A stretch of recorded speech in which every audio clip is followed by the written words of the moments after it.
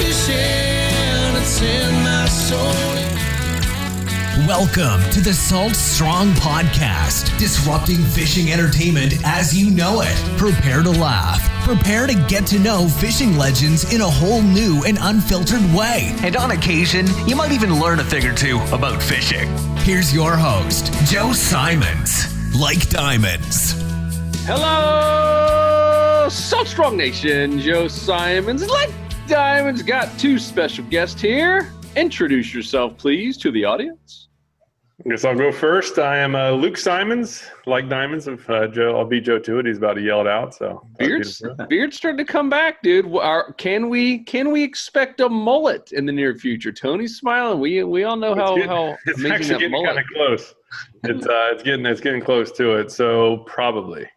All right. That was probably, I think, as your brother, one of the highlights of my life is seeing you come in the office with that mullet. I think how long did you go without a haircut? It was over a year, right? Yeah, that was getting close to 2 years. To be honest. That was a record. Here it comes, Paul Bunyan, everyone. All right, who else do we have? Tony Acevedo.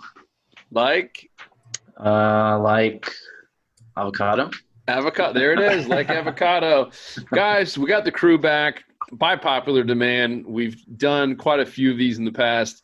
Everyone always seems to love them. And one question we've had a lot recently, especially here in the winter time where it's been some funky weather. And like last month, January was like, especially here in Florida, it was like one of the windiest months I can remember in the history of Florida. Like it was nuts. It seemed like every day seemed to be just crazy wind. And that seemed to be true in Texas and Carolinas, et cetera. So a great place, is hitting some residential canals and docks. And so we got Tony. We're going to talk a little bit about some of the pros and cons of fishing docks in a kayak and also covering, more of the East Coast. And then Lukey here to talk a little bit more about the Gulf and using his boat to fish docks. And we're going to talk about the best type of docks, what to look for, best times to fish them, best lures to use for docks for catching redfish and speckled trout. And might even do some sheepshead stuff as a little bonus.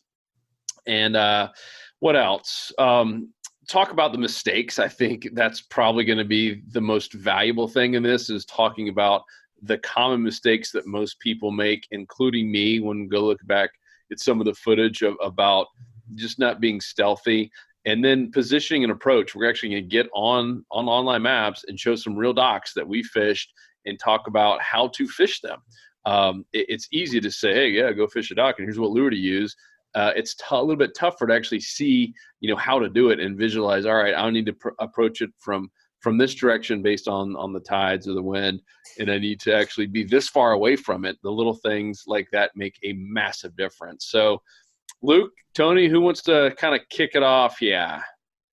I'll go ahead and start for the overall premise. And, I lived on the Atlantic coast for a while, and the same type of docks are relevant. It doesn't matter what coast you're on or even what region you're in. And dock fishing is something that it works all year long, which is great. My personal favorite time to target docks is during the wintertime, though. Which is when we're recording this podcast. For all of the Insider Club members, you've basically seen docks in every week's Smart Fishing game plan, because it's really been effective lately. And in many cases, the worse the weather is, the better docks are to actually target. But I fish from my paddleboard a lot during the wintertime, and I do not like fishing docks on the paddleboard. I prefer on the boat. Because when you do hook in a big fish, it's just really hard to get them out from a kayak or a paddleboard, like from a paddle vessel. So that's just one thing to be mindful of. I know we have a lot of kayakers who listen to these videos, or at least watch these videos or listen to these podcasts. And this can be tough when fishing from a paddle vessel, because when you hook up, you have like 5 seconds to get the fish out. And if that fish is pulling you into the structure, it's really hard to get them out. And with a boat, you have a big advantage, because the fish can't pull you out. So that would be. However, if you have the fancy pedal drive, that can make up for some of it. Correct. Yeah, I recently got a pedal drive kayak, and that is actually really effective. That was a game changer for dock fishing, is having the pedal drive, and it was a pedal drive that can go in reverse. So that way you can position yourself looking at the dock, or at least in that vicinity, to make some more accurate casts. And then as soon as you hook up, just like hit it in reverse and go as fast as you possibly can away. Because again, if you get like a smaller trout or flounder, will kind of come out no problem. But when you look into a nice redfish, or especially a snook, I mean, their instinct is to go right back to cover, and that's going to pull you right into the nasty stuff. Yeah. Cool. Go for it, Tony. I was going to say, if you have a Hobie pedal kayak that has the reverse, the 180 drive, make sure before you make your cast, make sure you put that drive in reverse. I actually made a mistake. Hooked into a fish, was fighting him, sat down in the seat, went to push the pedals, thought they were in reverse. They were not. I went right into the dock. So make sure you're in gear before you start fishing your docks. Yeah, and even just on the equipment side as well, just plan for it, right? We preach a lot about going light braid, so I use 10-pound braid pretty much for all my inshore fishing, and even with docks in many cases. But if I'm specifically going to be targeting docks, and I'm actually going for like redfish and snook, I'll bump it up to like 15-pound braid or maybe 20-pound braid. Where dock fishing, you don't need the distance, like you don't need casting distance like you do when you're out in the more open water. You really just need power. Like you have to get those fish out of there, just to prevent break-offs. It's just terrible first of all, it's terrible to lose a fish, and then secondly, we're losing lures into the environment. It's never good as well. So definitely plan the tackle accordingly. I'm trying to find the captain's name, and I can't. But he did that great video with us in North Carolina when we did a couple of those little videos of one fish, two fish, and that captain in North Carolina. Do you guys recall his name? Looks like Luke might be freezing up on us. But anyhow, if you look for it, I want to give him credit, but he's really big into fishing for redfish. Did you find it, Tony? No, there were like 3 or 4 names in there. I think it was John Ward. Was that it? No, it's on YouTube. It's a public video. We'll put a link to it. Yeah. But I'll just tell you what it was. What he looks for, which I thought was brilliant, is one, he looks for the longest dock. Especially if you guys watched our podcast last week, where we made some really big mistakes, and it was just a really tough one of those days where it's just a grind. And guess where both redfish were caught? Underneath a dock. And he talks about finding the longest dock, especially where I was going with this. Last week was super low tide. Those longest docks are going to have the best advantage, especially during the crazy winters when you might have those really negative tides. So look for the longest dock. Number 2, look for the oldest dock. Makes sense, right? Those old docks, man, they have all kinds of junk and probably things that have been dropped in, and obviously just years of accumulation of barnacles and crabs and crustaceans. I mean, it's like a buffet for, he calls it like ringing the dinner bell for some of these older docks. So I thought that was genius. And then the other part is lights. And that would maybe that would maybe like trump an older dock if you had someone who had a new dock but had left those bright green marine lights on all night long. He's like, that's another one, man. It's just literally bringing in bait throughout the entire night, 8-9 hours of bait just being attracted to a dock. And then that next morning, he's like, those are the first docks I hit. Literally, as soon as the sun's coming up, I'm hitting all those docks that have had their lights on all night long, because I know the bait's there, and I know the predator fish love docks. Put 2 and 2 together, and they're usually going to have a pretty good chance of catching some fish. So I love that. Oldest, longest, and lights. Do you find his name, Tony? No, not yet. All right. Well, not the end of the world. Luke, are you unfrozen now from your Yeah, hopefully. Can you hear me now? Yeah, I hear you now. He's back. Sweet. Yeah, my internet here is getting a little spotty. But I'll add one more thing to it. Is I'll totally agree with all those, but I also like the first or the last dock. So if there's a shoreline that has like no docks for a while, I really like the very first one, and then the opposite's true, right? If there's a long dock line and then the dock stop, the ends, because again, there's a lot of this thing like a fish, right? These fish are just going down the shoreline. They're totally exposed to dolphin when they're going down the shorelines, especially if there's no structure along those shorelines. And then as soon as they get those first dock pilings, that's like their first sense of structure, and they don't know if there's another dock, 50 feet away or not. Oh, So they don't have smartphones and like they don't have online maps. So we have a huge advantage over them. So so the first and last are good. Same as the other ones. Look for a bunch of nasty barnacles and stuff all over them is good.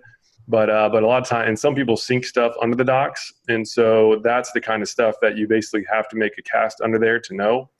And that's another reason we'll talk about the lures to use. That's a really important reason to use some weedless lures that can get on the bottom, so that you can first of all feel for the structure, and then secondly, so you can not get snagged when you bump up against the stuff underneath those docks.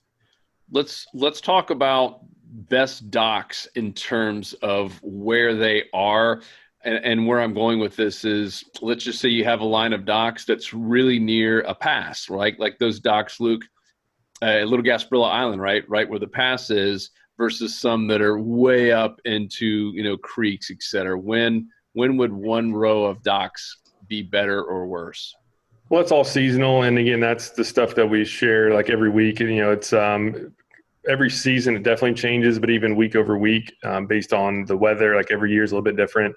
So it's important to know the latest trends. But in general, the docks closest to the passes and inlets are going to be best during the summer periods, and then the docks further inland are most often going to be best during the winter periods, because a lot of these fish, they will shift up inland, especially snook and also redfish. Will shift further inland to get in a little bit warmer water, and that's where a lot of bait fish go as well. And so a lot of the summer docks I don't fish during the wintertime, and vice versa. A lot of the docks I fish in the winter I don't target in the summer. So it's long story short, it's seasonal, and even weather dependent too. Like if wind is going from one way or the other, then again, based on the season and really the latest trends, I will actually prefer eastern shoreline or northern shoreline or western. It's really just there's a lot of factors involved, but again, that's just the importance of having like real-time trends to know exactly what to look for. Oh, where would someone get that? No, the Insider Club. Oh, Salt Truck Insider Club. Interesting. Yeah, because that's really important thing, because again, every week we give a kind of a top assessment of what to look for based on the upcoming weather and the most recent trends.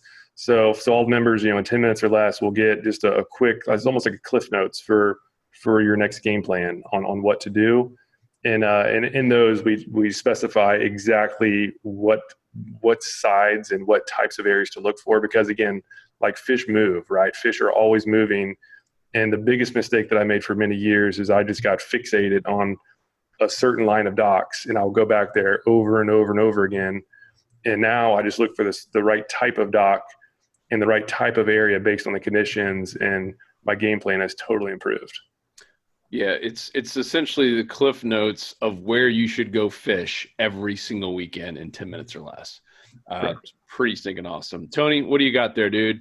I know you fish mostly out of a kayak, so you're not fishing docks maybe as often as Luke, just because of that. Yeah. But what do you got in terms of ones that you have found that have worked when you needed to fish them?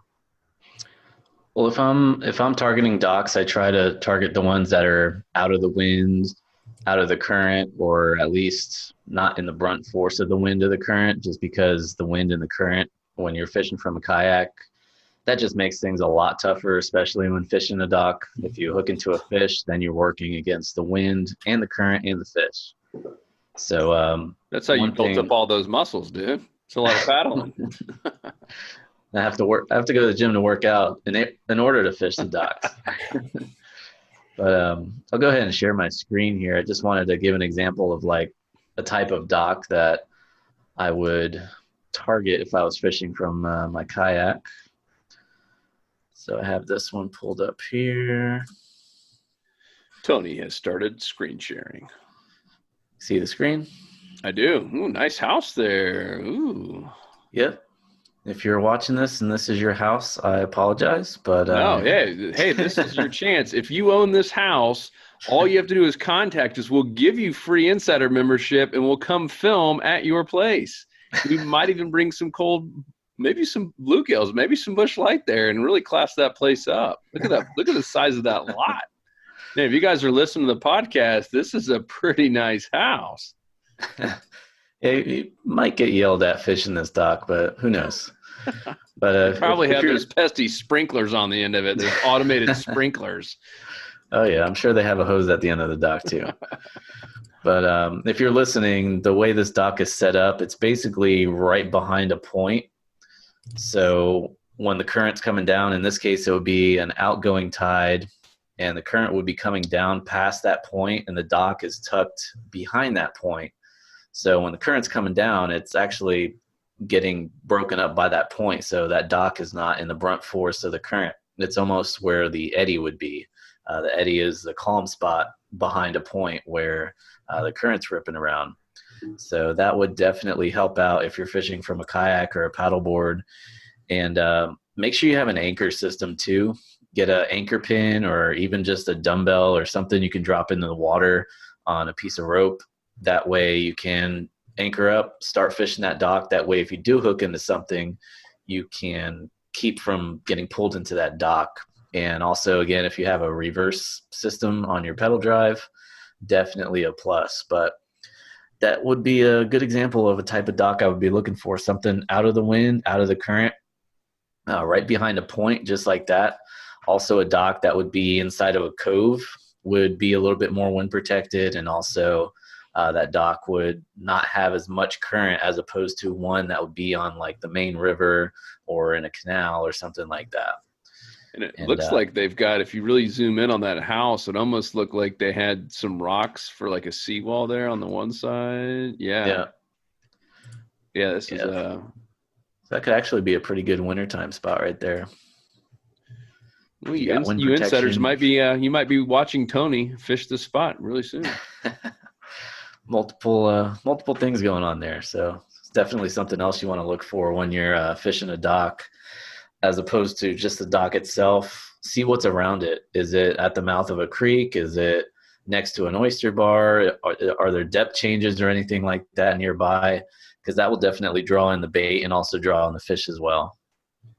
Let's talk real quick about positioning and an approach in a kayak, and then Luke, I know you've got an example too to pull up on the map.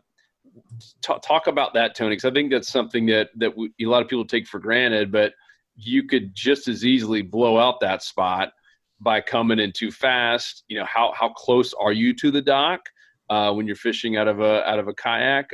Clearly, you know, the further away you can be without spooking the fish, but how would you approach that area? Yeah, a lot of different factors are going to come into play. If the water's very clear, you want to be as far away as possible, because the fish they can obviously see you much better, as opposed to murky water or dirty water. Then you can almost be right on top of the dock and be able to skip underneath. But as far as positioning goes, if I'm fishing in the current, I'll go ahead and use another dock here as an example, something that would be outside on the main river. Let's see, this one right here.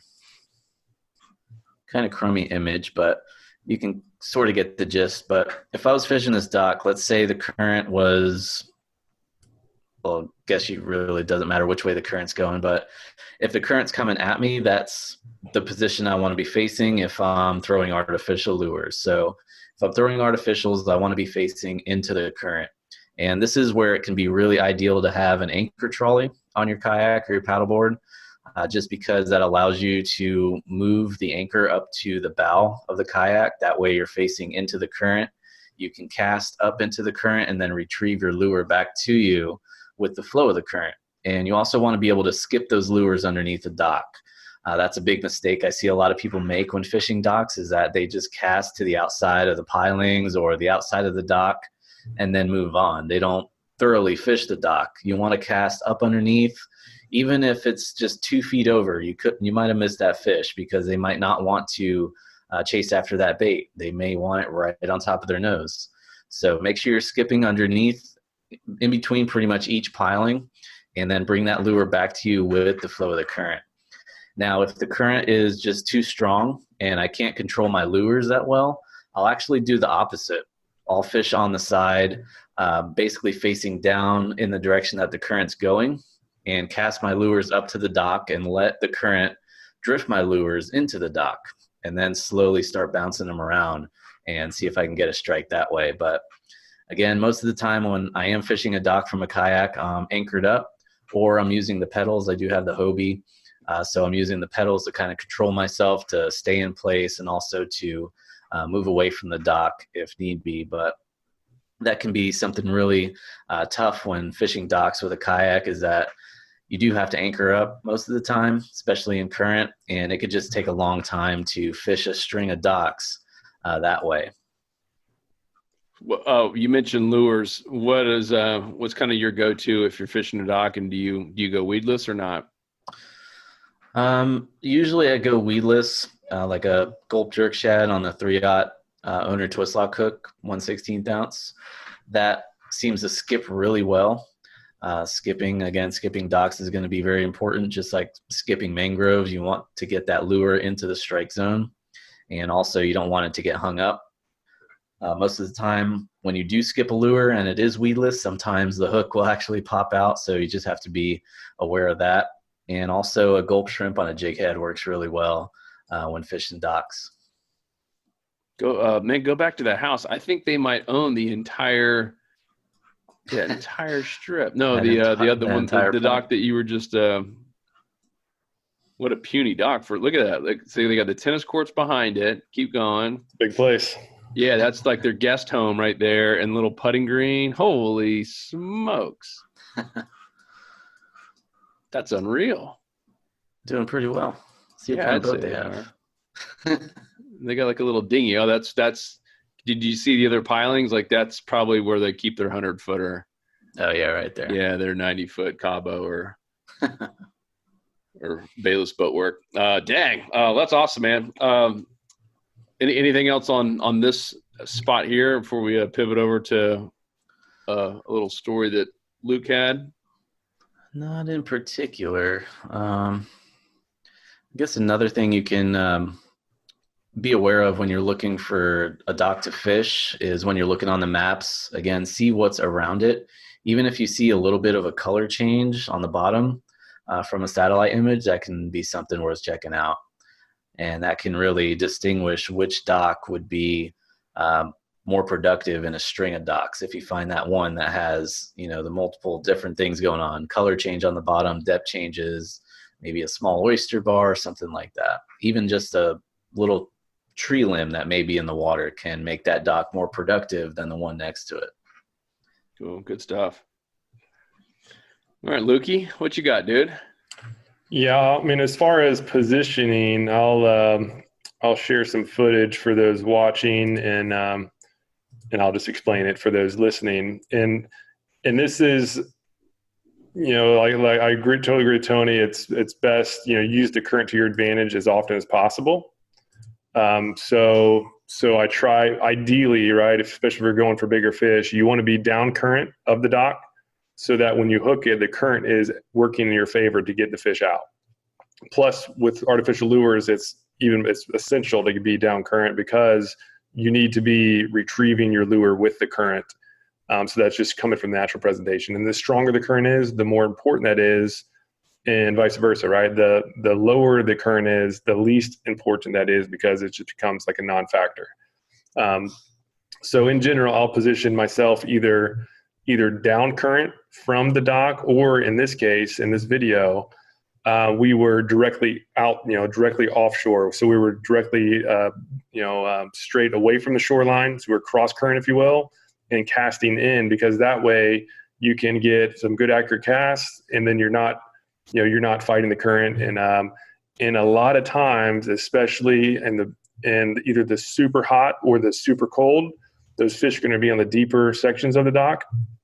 And so that's when I like to fish from the outside in. So here's an example. This is Joe and I fishing. And so Joe right here hooked up to a snook, and you can see it just jumped. It got around this piling. He lost the battle. Oh, of course you're going to bring that up, huh? Yeah. And because this is really important, and it's impossible to be 100%, right? Like some fish are going to win, especially against snook are really good about getting back into the structure and around pilings. But the key to minimize the amount that you lose is, first of all, to get the fish out as fast as you can. But as soon as you feel your line hit the piling, then do the opposite of what your instincts tell you to do, right? Like for years, I would pull harder, like trying to rip it out. And that's the worst thing you could possibly do, because that basically will just make more pressure on the line against the barnacles of the dock, and it's game over every time. And what you need to do is actually lighten up. So I actually will totally lighten up. I will try to, the goal should be to try to make it so that you just have the least amount of sawing impact of the line against the piling. And it's surprising. If you just literally just hold the fish there, this works extremely good for redfish.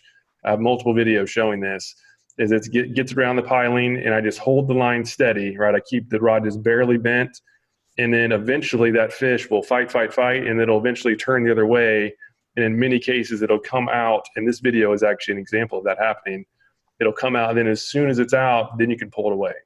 That's an important reason for using braid, because you can just feel everything. So if you have a good sensitive rod and using braided line, you can feel exactly when the line starts getting on the dock, and that's when you need to lighten up on it. And then you can feel exactly when the rubbing stops, and that's when you can start putting pressure back on. So I think our instincts, we just imagine that fish is like, it knows what we know and it's laughing at us, and it's like purposely wrapping around, like whatever that game Napoleon Dynamite was, doing, where they hit the tether ball. And the reality is, to your point, what really happens is as soon as they don't feel that hard pressure, they kind of relax and go right back to where they were. They're not sitting there doing circles around the pilings.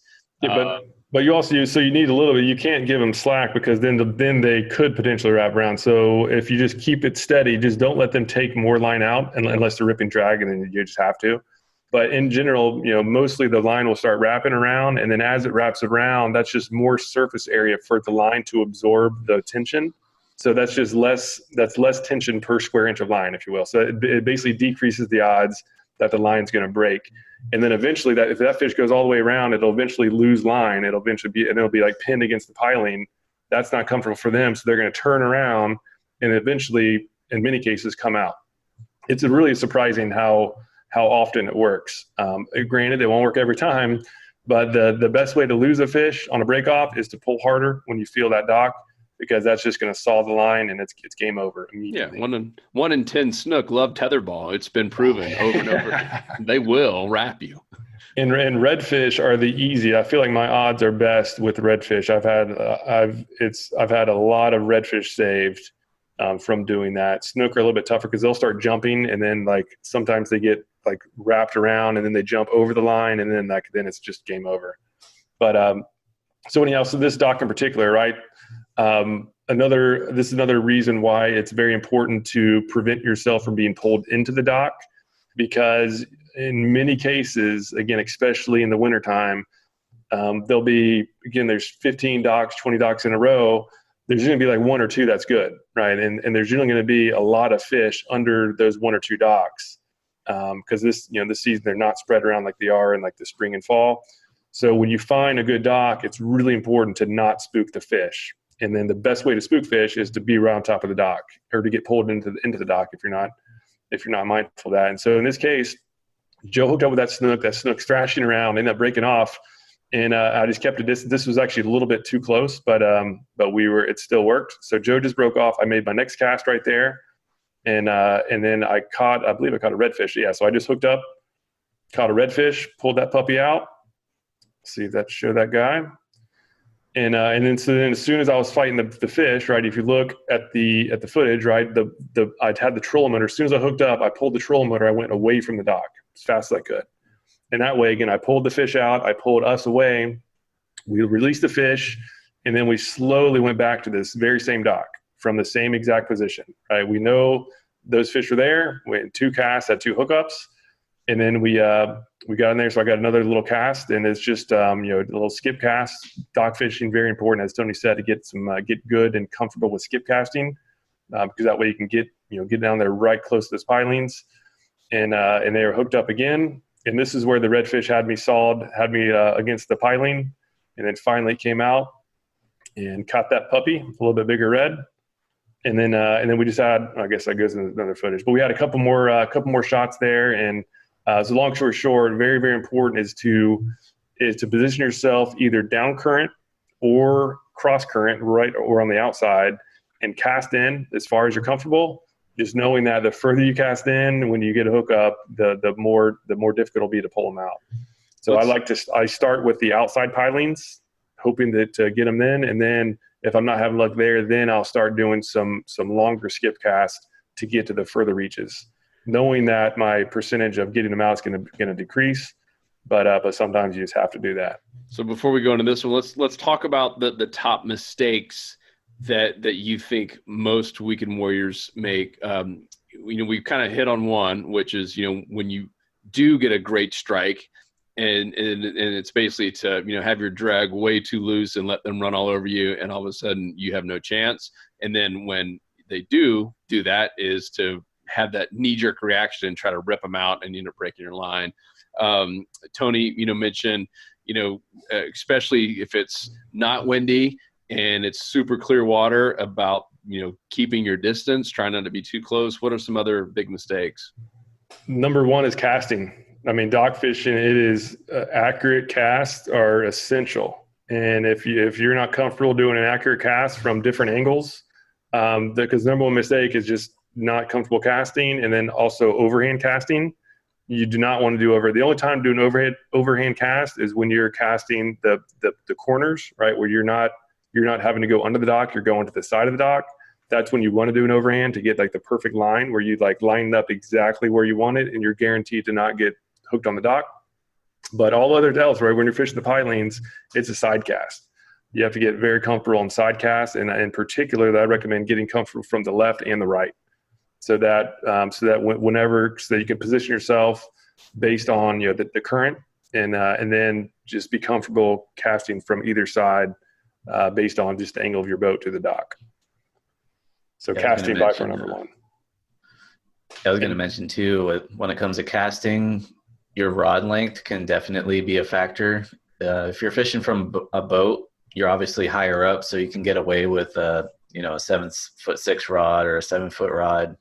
But because you're casting low to the surface or sidearm casting, if you're fishing from like a kayak or something that's very low to the water, or maybe you're sitting down while you're casting, you might want to go with a shorter rod, such as a 6'6" or a 7-foot. It'll just make it a lot easier to skip cast.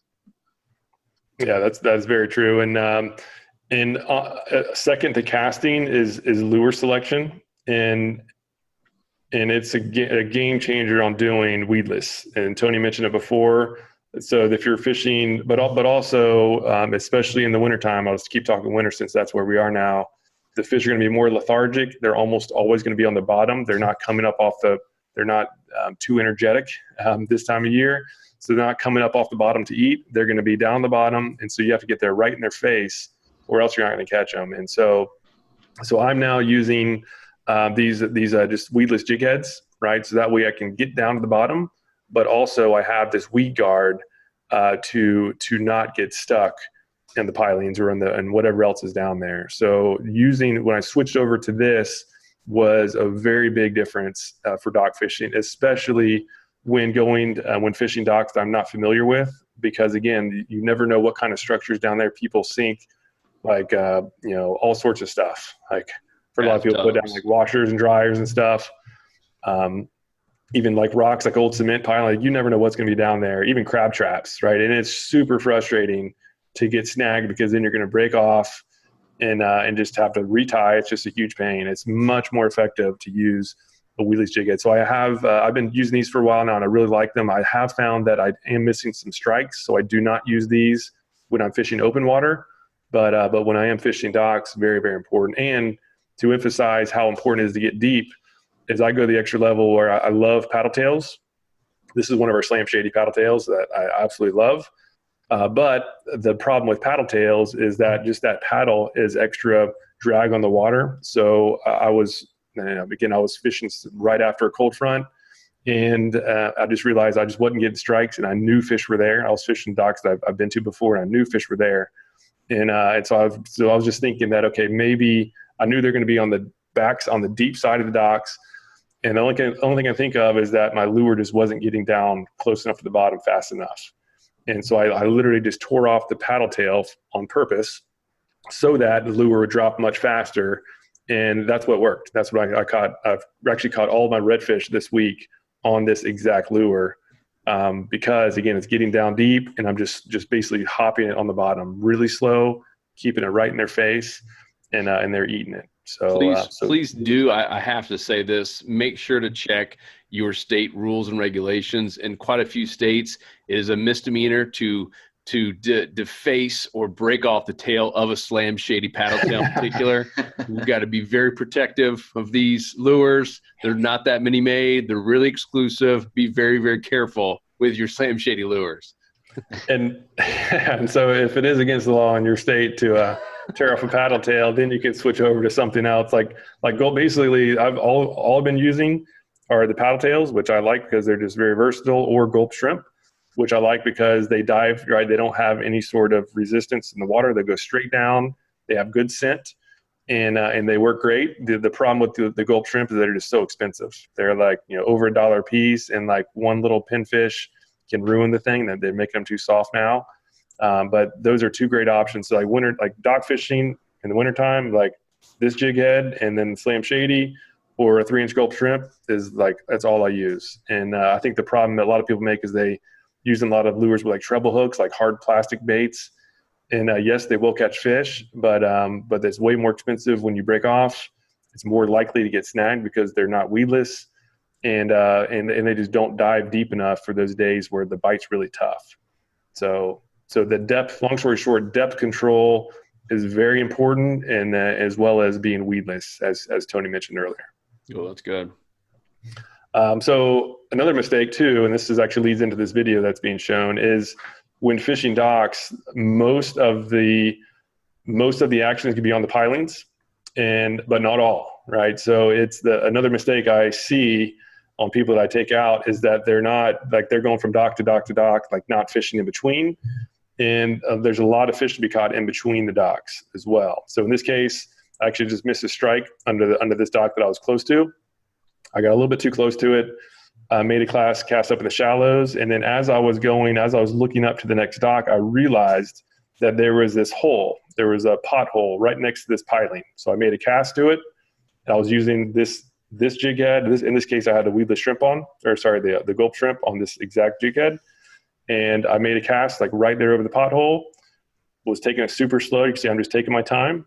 And it's crazy how often this happens. I'm just retrieving the lure. I've been down to adjust the trolling motor, and that's when like most of the bites have been happening lately. Again, that's because it's wintertime and these fish are lethargic. That bait just literally just hit the bottom and stayed, and that's when it picked it up. On the drop.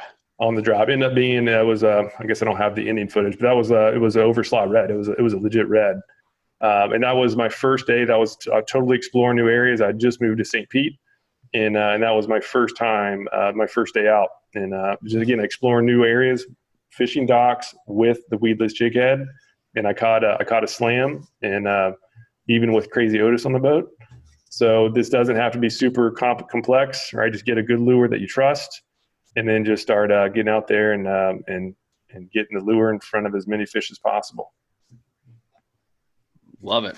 Yeah. And back to the, getting hung up, when you do, any recommendations for that? I mean, when there's two of us, we've had it before where you mentioned let's just say you have 10 docks, usually one or two are going to be good. Right. And it goes back to that 90-10 rule, right? Even with the docks. And we've had a dock where we already caught a fish, already had another strike. Like, we know it's one of those hot docks. And like, I would get hung up, let's just say, hypothetically speaking, of course, and you would actually say, hey, Joe, just lift your rod up. I'm going to keep making a few more casts because we know there's more fish in there. Let's talk about that, especially if you're fishing with two people, or even, you and a buddy kayaking together. And because once you go, obviously, approach the dock and try to retrieve your lure, you've pretty much shut down that dock. Correct. Yeah. No. And again, getting stuck, if you don't get snagged at least every once in a while, you're not casting close enough and you're not getting to the bottom. Because even with these weedless jig heads, nothing's like, especially like oysters, like these will still get or people sink Christmas trees underneath their docks. Thank you. Thanks, Bob. Down the street. Well, these will go over Christmas trees, no problem. But it's that hard structure. Just like one little oyster ledge. This even like just like this little tiny lip will get stuck there. And so you're going to get snagged every once in a while. If it's the first cast, like if fishing more than one person, if it's the first cast in a dock, and I've never been there before and I have no idea if it's good or not, then it's okay. Whoever got snagged just has to wait. Just try to keep the line out of the other person's way. Let that person get a couple casts in there, and if they catch one, then you got to wait longer, right? But if you don't catch anything, then just go up to the dock. In most cases, especially if you're using weedless, the hook point is not going to be on the structure. All you have to do is just get some tension to go in the opposite direction. So I basically just go up to the dock. In many cases, up underneath the dock. So I'll just put my rod, get it. I try to get vertical or get past vertical, and just give it a little bump, and it'll usually pop right out. So again, the importance of going weedless is that when you do get snagged, it's often just like caught around some sort of hard structure. In many cases, you can do like that slingshot kind of a technique where you put tension on the line and then let it go. And it kind of like pops the lure off. So try that. But if that doesn't work, then you can just get your rod tip up either vertical above the snag lure, or past vertical, and it'll almost always come out without having to jump in the water or get wet or do whatever. So that'll save a lot of lures. Love it. Cool, man. But just know when you do that, so when you go up to the dock, it's toast. Like those fish, if they were there, they're either gone or they're spooked and they won't be eaten for a while. But that is a good time to keep if you're fishing areas with clear water, and especially exploring new areas. That's the time to really be looking and just look for fish, right? If you see fish there, it's probably going to be a good dock for the next trip. And so even when there is a snag, it's not a total disaster, because you can at least look and know if it's going to be a dock to spend more time on next trip, or if it's just a total bust. Good stuff. And I think it was last week's trip when we were fishing that new area in St. Pete. And remember, it was like, we're like 40 minutes in, and just like, it was so brutal. And like, we had a line of docks coming up, and it was, a long one, super short one, like complete stub. And then a really long one. We're like, oh man, that third one's going to be money.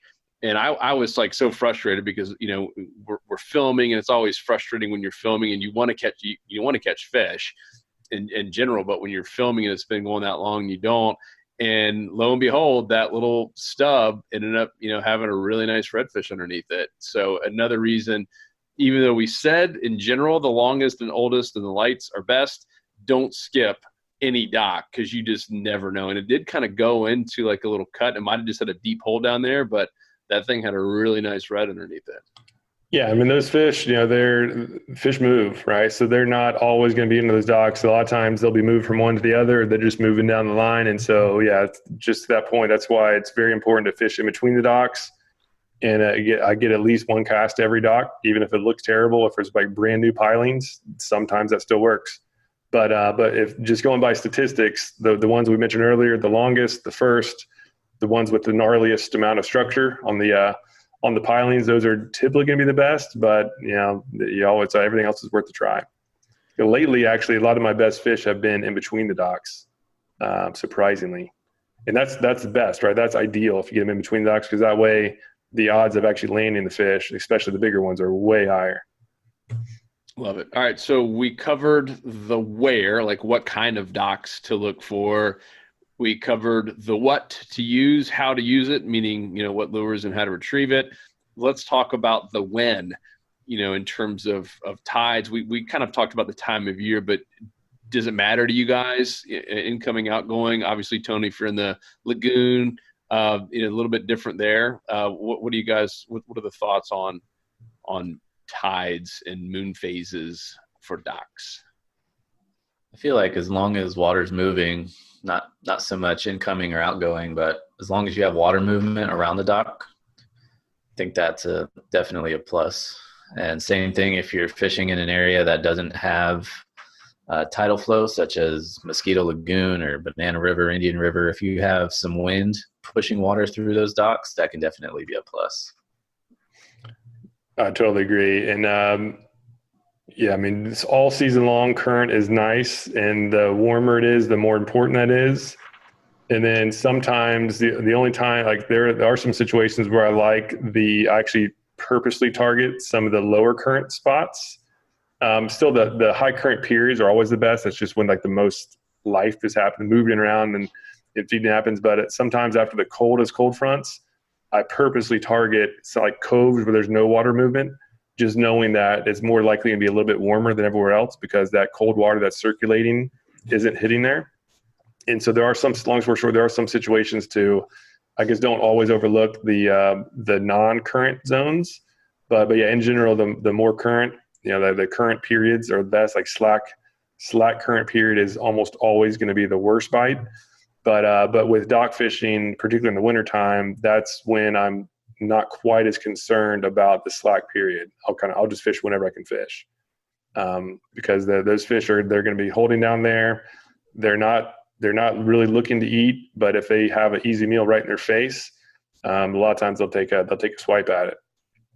That's just the importance of getting down deep right in their face, because they literally will bite even when it's like the middle of the day and like slack tide. You can still get some action. Yeah, that one video you showed of us, I mean, I remember that was like a brutal hot day, middle of the day. Yep. Golly, that was a tough one. In that area, still killed it. Yeah, that area, that was the Indian River, and there's really no current. So that was just literally fishing the outside of the dock. And we had to revive those fish for a really long time. It was just so hot. There was very little oxygen in the water. And so we were just taking it super slow, and that's what they react. So it was it was terrible conditions to actually fish, but we adjusted our strategy based on the conditions, and we had a really good day. So that's really the key, is just adjusting what you're doing to the actual conditions that you're facing, instead of just to what happened like last time or last month or two. I think that was our biggest mistake for years, is we would just have a good day and get so pumped and then just try to recreate it over and over again, regardless of the conditions, like the weather. And we just never were consistent because of that. Well, and if you need help with that and you like these kind of videos and you want more, definitely join the Insider Club. We just broke through 12,000 members. So awesome how many people are joining and sticking. We were looking at our numbers at how many people have been around for now 3+ years. Pretty stinking awesome. So join that. If you want to know more, you can go to saltstrong.com or saltstrong.com/pricing. See everything that you get right there. In basically a sentence, we're literally going to show you where to fish every week. If you live anywhere from Texas all around the Gulf up to Virginia, New Jersey, show you where to fish every week, 10 minutes or less. You get all of our exclusive tips, help from all the fishing coaches, and then the discounts too. If you guys can see behind me, if you're watching, I mean, all these rods, reels, a big chunk of these were all purchased and saved a ton of money using our discounts, because now that we have 12,000 people, it's a lot of leverage talking to some of these manufacturers and big tackle distributors who are willing to essentially sponsor you, the angler. And, anywhere from 10 to even 40, 50% off on some items and some brands. It's been big. Yeah. And then those products, because we're very unique in the fact that we don't accept sponsorship dollars from these companies, because we want our loyalty to be 100% to you, to the members. And so when companies reach out to us, yes, we will not accept your stuff, but will you sponsor the Insider Club members? And we get yeses more often than not. So that actual the discount program is growing really fast, and now we're actually starting to reach out to these companies proactively. And like this year is our big move to get a lot more product. We already have a pretty good amount, and we're about to have a ton. So that will more than pay for the actual membership dues for most anglers, especially the ones the more advanced, who are actually fishing a lot. So just wanted to make sure everybody knew about that. That has been really exciting to see how fast that part of the club is growing. Yep, and you get to spend more time with us every week. pretty doggone fun, interactive community. I'm loving it. Oh, look at this, guys. What a surprise. My kids just came home from school. You guys say hi to the Podcast Nation. Hi. That's Savannah. Were you at dance class? Dang. And little Action Jackson, you say hi, buddy? Hi. Yeah, there he is. All right. You guys made your appearance. Perfect timing. We're just about to close it up. Well, Daddy, I need you to come with me. all right. I'll be down there in 2 seconds. I need you to come with me. You guys, adorable. Oh, there's poop on my window. There's poop on your window. This is There's poop on my window. You never know what's going to happen on these podcasts. yeah, you really don't. So we'll close it at that. This episode sponsored by the Insider Club and Joyce's Dock. If you want to go get sprayed by an old lady on the dock, go to Joyce's Dock. Daddy, I need you. All right, buddy, 1 second. And then finally, please, please, please, obviously join the Insider Club, no brainer, risk-free for a year.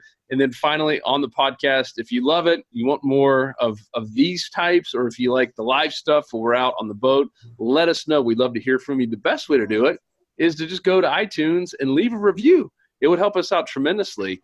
Leave a review, subscribe. It helps us get found out there. It helps us continue to say no to sponsors because we get a lot of people asking us to sponsor the podcast and all of our stuff. We continue to say no because we have amazing people like you in the Insider Club. Jackson, all right, we say goodbye. Say bye-bye. Bye-bye. Say join the club. Join the club. Say see you real soon. See you soon. Say bye, Uncle Puke. Bye-bye. Don't say that one, Jackson. Don't say that Say one. bye, Tony Baloney. You see Tony Baloney? All right, guys. Good times. Let's go fishing docks. Oh, yeah. We out. Peace. 'Cause fishing, it's in my soul. It was passed down to me from the days of old. To find us on the water if there was a way. It's been said my papa, he wrote the book on catching big reds and 20-pound snook. I wish I knew all the things he knew today. For he's the reason why we are this way. And he put fishing in our soul.